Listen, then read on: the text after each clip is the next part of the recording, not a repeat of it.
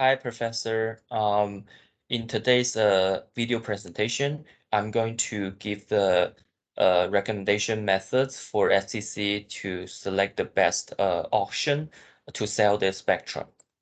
So let me just give a brief background of the spectrum auction. So spectrum auction is a process where the FCC will use auctions to sell the permissions to transmit signals for those telecom company. So they are authorized to broadcast, selling the mobile service, etc.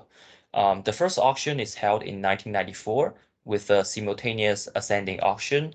So the goal for the FCC is definitely trying to find the companies that who evaluate the value of the spectrum most, so that they can allocate the resources more efficiently. And at the same time, they will also try to maximize the revenue from the auction. And then also they need to try to avoid the collusions that could potentially reduce the revenue. So let me just go over the different types of auctions that we could used for this for selling the spectrum.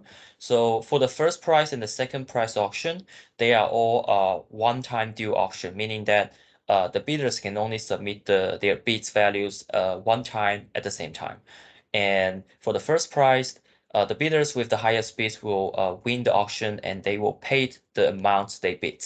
But for the second price, the winners actually only need to pay the second highest bid price. For English and Dutch, it's actually a sequential auctions. And for English, the price is asked ascendingly. So until there's only one bidder remain with the highest bids will be the winner. For the Dutch, it's actually the opposite way. So the auctioneer will ask the price decreasingly until there's one bidder who can accept this price will be the winner. So which types of the auction will be the best for our FCC? First, let's analyze the bidders' background.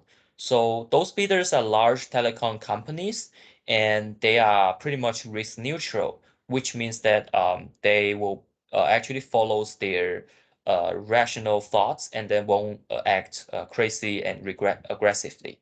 And also, they value the spectrum rights identically, meaning that they will potentially bid the same amount. But in reality, some bidders they actually bid over their value, and some bidders will bid under their value because they think about this spectrum differently for the true value.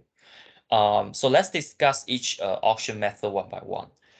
For the first price auction, because this is a one-time deal, so it will not work because all the bidders will bid the same amount at the same time, right? And for the second price, I don't think it will also work because this is also a one-time deal auction, which is similar to the first price. For the Dutch, so because the auctioneer will ask from the highest price, but potentially it could reach to it will attracts the the bidders who has the highest revenue estimation.